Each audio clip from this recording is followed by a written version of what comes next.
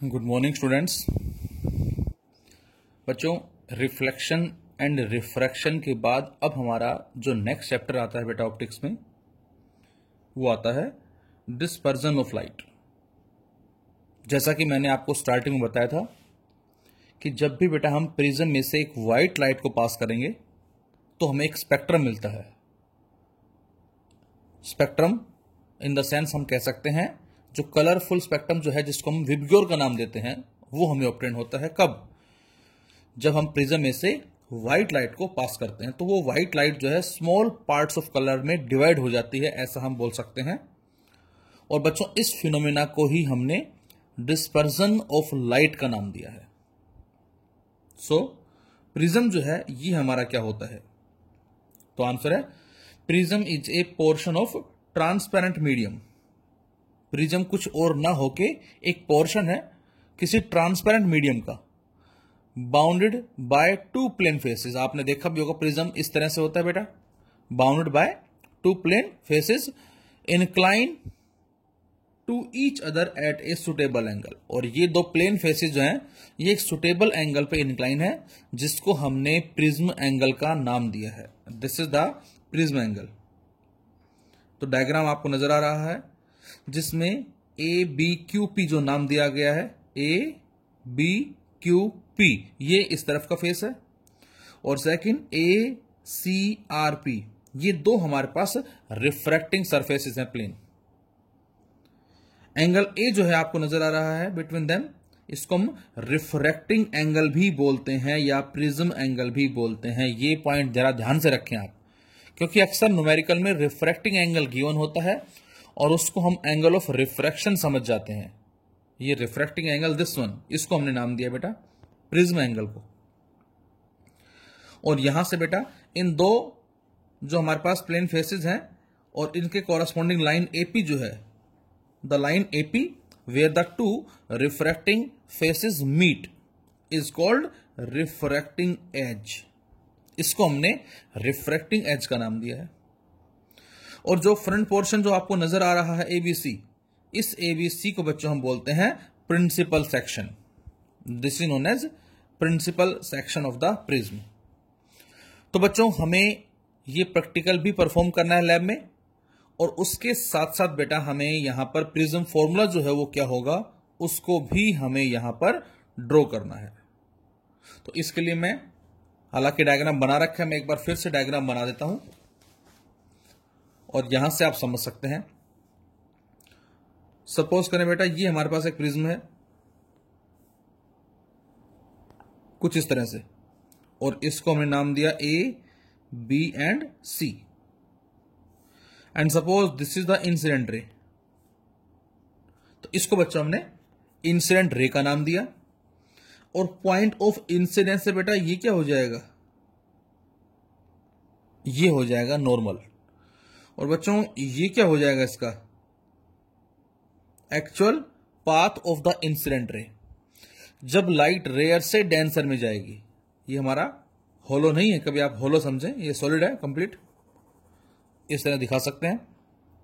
So whenever light goes from rare to denser medium it bends towards the normal, ये normal की तरफ मुड़ जाएगी कुछ ऐसे। तो बेटा ये जो एंगल होगा दिस वन, इसको सपोज मैं बोल देता हूं I1 एंगल ऑफ इंसिडेंस। और बच्चों ये जो एंगल होगा दिस वन, इसको मैंने नाम दिया CR1 एंगल ऑफ रिफ्रैक्शन। तो लाइट रेयर से डेंसर में गई, बैंड्स टुवर्ड्स द नॉर्मल, इसको हमने रिफ्रैक्टेड रे का नाम दिया है। और इस पॉइंट पे, ये जो पॉइंट आपको नजर आ रहा है बेटा, यहां पर ये क्या हो जाएगा बच्चों, ये हो जाएगा सेकंड नॉर्मल। और बेटा ये इसका क्या हो गया, रिफ्रैक्टेड रे का एक्चुअल पाथ हो गया। और जब लाइट डेंसर से रेयर में आएगी, bands away from the normal, तो लाइट कुछ ऐसे चली जाएगी इस तरह से। इसको बोलेंगे हम इमर्जेंट रे। इंसिडेंट रे, रिफ्रैक्टेड रे, इमर्जेंट रे। और सपोज इस एंगल को मैंने मान लिया R2, इसको हम O बोल देते हैं, सपोज इसको मैं L बोल देता हूं, इसको M बोल देता हूं मैं, सपोज पॉइंट हमने मान लिया। तो इसका मतलब ये हमारी इंसिडेंट रे है, नॉर्मल के साथ जो एंगल बनाएगी एंगल ऑफ इंसिडेंस। ये इमर्जेंट रे है। नॉर्मल कौन सा बच्चों यहां पर, ये वाला नॉर्मल है। ये जो एंगल बनाएगी दिस वन, इसको आप चाहे I2 का नाम दे दो या इसको आप E का नाम भी दे सकते हैं, एंगल ऑफ इमरजेंस। और बच्चों ये क्या है बे, इंसिडेंट रे का एक्चुअल पाथ। अब यदि इस इमर्जेंट रे को हम पीछे की तरफ बढ़ाते हैं कुछ इस तरह से, स्केल लेंगे आप और स्केल की हेल्प से इसको पीछे बढ़ाएंगे आप, तो यहां पर आके इंसिडेंट रे और इमर्जेंट रे अपीयर टू मीट हो रही हैं। और ये जो एंगल होगा बच्चों दिस वन, इसको बोलते हैं हम delta. This delta is the angle of deviation, angle of deviation. The angle between incident ray and emergent रे denotes the angle of deviation, ये इसका मतलब होगा। अब जरा ध्यान से देखें, इसको मैंने मान लिया बच्चों डेल्टा वन, ये मैंने मान लिया डेल्टा वन। डेल्टा वन कौन सा एंगल है, ये भी डेविएशन है, लेकिन ये इंसिडेंट रे का रिफ्रैक्टेड रे में डेविएशन है। ये रिफ्रैक्टेड रे बच्चों दिस वन, ये एक्चुअल पाथ है। रिफ्रैक्टेड रे इधर मुड़ गई इस तरफ, इसको मैं बोल देता हूं सपोज डेल्टा टू। तो डेल्टा वन जो है वो इंसिडेंट रे से रिफ्रैक्टेड रे का डेविएशन हो गया। डेल्टा टू जो है बेटा वो रिफ्रैक्टेड रे से इमर्जेंट रे का डेविएशन हो गया। तो टोटल हुआ कितना डेविएशन, तो इसको डेल्टा टू बोलेंगे। तो बच्चों ये भी डेल्टा टू होगा, ध्यान से देखें। और अब जो टोटल डेविएशन हुआ वो कितना होगा, that is delta one plus delta two, ये टोटल डेविएशन आया। डेल्टा वन तो ये वाला है, इंसिडेंट रे से रिफ्रैक्टेड में जब लाइट हुई है कन्वर्ट, उसका डेविएशन। और डेल्टा टू बेटा वो है रिफ्रैक्टेड रे से इमर्जेंट रे, जिसको पीछे बढ़ाया हमने। और हम यहां से बोल सकते हैं इन दोनों एंगल का सम, क्योंकि दोनों इंटीरियर एंगल हैं और ये एक्सटीरियर एंगल है, तो इन दोनों एंगल का जो सम होगा delta one plus delta two वो डेल्टा के बराबर होगा। और अब इस पॉइंट पे देख सकते हैं ध्यान से आप, इन दोनों एंगल का सम इसके बराबर होगा। मतलब ये एंगल हमारा I1 है बच्चों, और ये डेल्टा वन है बेटा, और ये R1 है। So I1 equal to delta one plus R1 and similarly I2 equal to delta two plus R2। तो यहां से हम डेल्टा वन और डेल्टा टू की वैल्यूज को फाइंड आउट कर सकते हैं। तो आर्टिकल में हमने यही दिखाया इस क्वेश्चन के अंदर, देख सकते हैं आप ध्यान से। रिफ्रैक्टिंग एज, प्रिज्म एंगल जो हो गया, इंसिडेंट रे, रिफ्रैक्टेड रे, इमर्जेंट रे, I1, R1, R2, I2, delta one, delta two. ध्यान से देखें, ये जो एंगल बेटा this is the delta one and this is delta two and this is delta. तो यहां से अब मैं आपसे कहूं क्या कि नेट डेविएशन कितना हुआ, तो आपका आंसर होगा कि sir delta one plus delta two, बिल्कुल ठीक है। अब हमें यह भी पता है कि जो I1 है ये डेल्टा वन प्लस R1 के बराबर है। यहां से देखें ध्यान से, I1 जो बच्चों वो डेल्टा वन प्लस R1 के बराबर है। तो डेल्टा वन क्या आ जाएगा, I1 minus R1। Similarly delta two plus R2 equal to I2, तो डेल्टा टू आ जाएगा I2 माइनस R2। तो यहां से हमने वैल्यू पुट कर दी, delta one I1 minus R1, delta two I2 minus R2। और अब I1 प्लस I2 आ जाएगा, माइनस R1 माइनस R2 में से माइनस कॉमन ले लें हम बच्चों, तो हमें क्या मिलेगा, तो हमें मिलता है रिजल्ट कुछ इस तरह से, ये आ जाएगा delta equal to I1 plus I2 minus common ले लिया बेटा एंड R1 प्लस R2। अब जो हमारा ट्राइंगल है OLM, ध्यान से देखें, OLM ये ट्राइंगल, इसमें इन तीनों एंगल का सम कितना होगा, तीनों एंगल कौन कौन से, O angle, R1 angle, R2 angle, इनका सम जो है बेटा वो 180 डिग्री होगा। तो यहां से लिखा हमने क्या, angle O plus angle R1 plus angle R2 equal to 180 degree. इसको फर्स्ट बोल दिया हमने, इसको सेकंड बोल दिया। अब हमारे पास ALOM बन गए क्वाड्रिलेटरल, ALOM ये, और हमें पता है इन चारों एंगल का सम जो बेटा वो 360 डिग्री होता है। एक एंगल, दो एंगल, 3 एंगल और ये 4 एंगल। एंगल ए आ गया इसमें फर्स्ट, दूसरा ALO आ गया, तीसरा LOM आ गया और चौथा OMA आ गया। इन चारों का जो सम होगा बच्चों वो कितना होगा, दैट इज 360। एंगल ए ध्यान से देखें,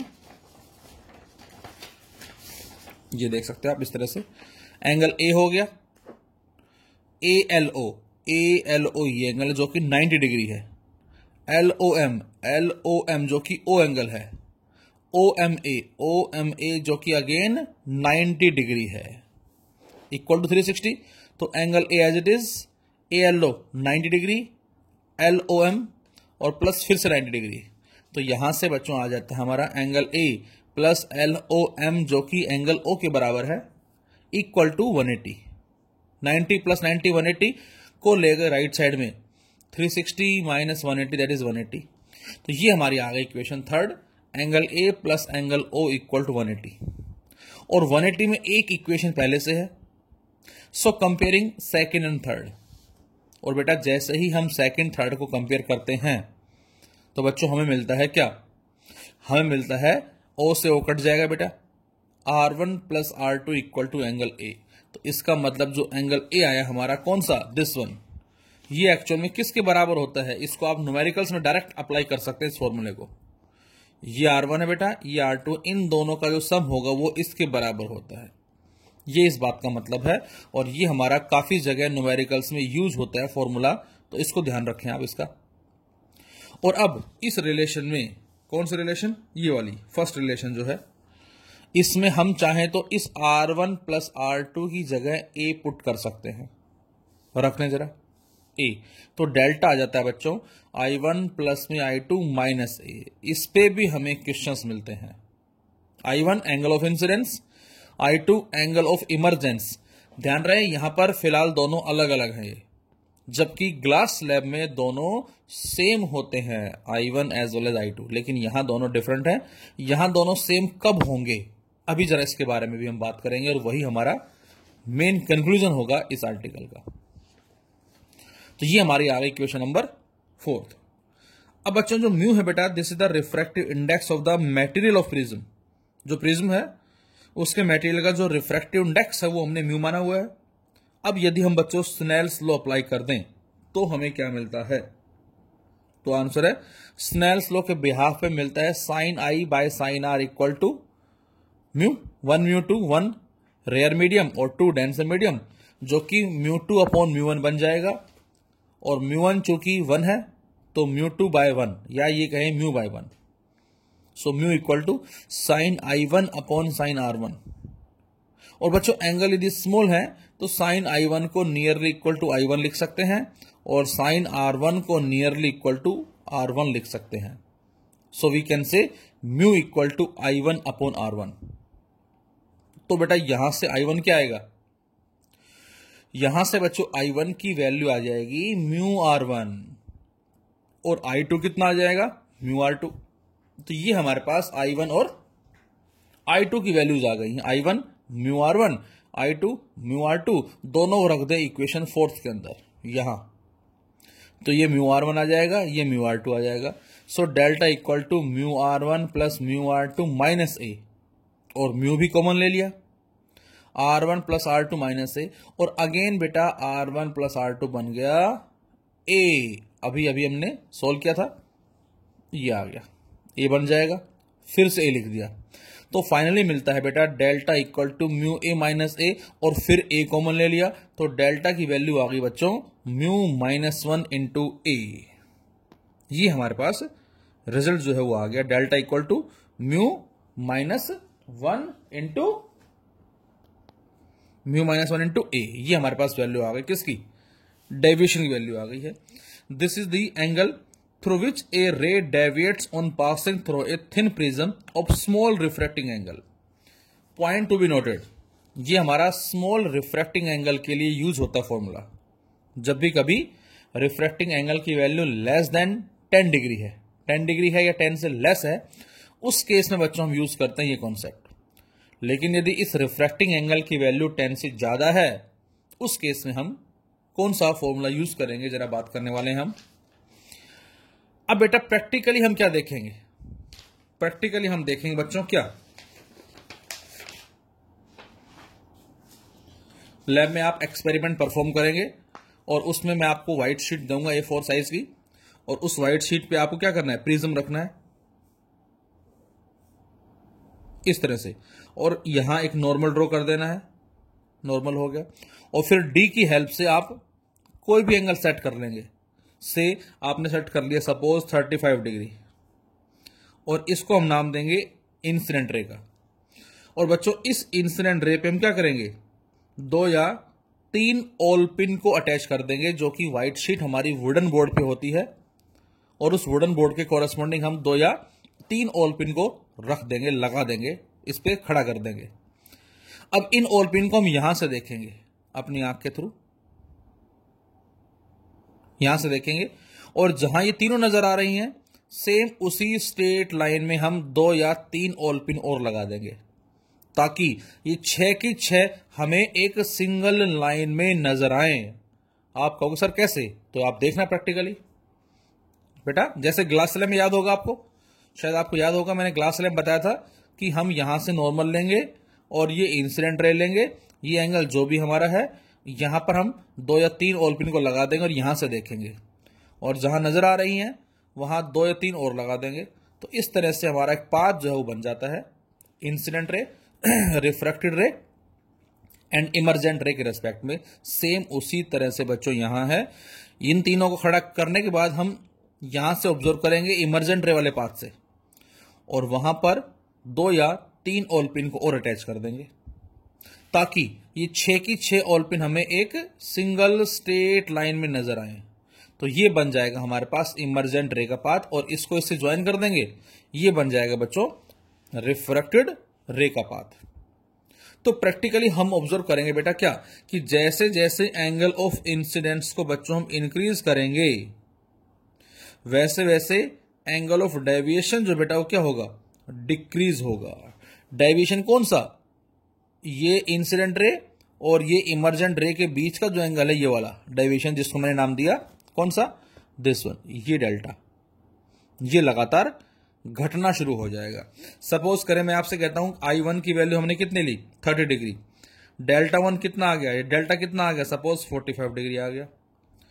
सेम उसी शीट पे हम दूसरा डायग्राम बनाएंगे, उसी तरह से नॉर्मल ड्रॉ करेंगे, उसी तरह से एंगल ऑफ इंसिडेंस लेंगे, लेकिन इस बार एंगल ऑफ इंसिडेंस जो है वो इससे ज्यादा लेंगे, सपोज 38 डिग्री ले लिया। तो जब हम इस आई को, या 30 माना था, चलो हमने 30 मान लिया, सेकंड 35 ले लेते हैं।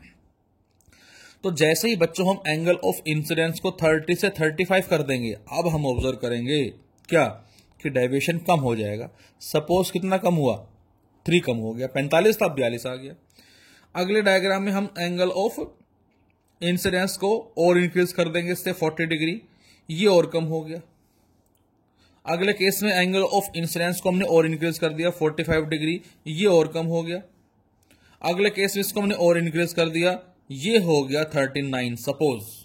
मतलब एंगल ऑफ इंसिडेंस को लगातार इंक्रीज कर रहे हैं, एंगल ऑफ डेविएशन लगातार डिक्रीज हो रहा है, 45, 42, 40, 38। अब 38 के बाद में क्या आया, इंक्रीज होना शुरू हो गया। मैक्सिमम है ये, कम हुआ, कम हुआ, कम हुआ, कम हुआ, ये कम हुआ और फिर बढ़ गया। तो सबसे कम डेल्टा क्या है, 38 है।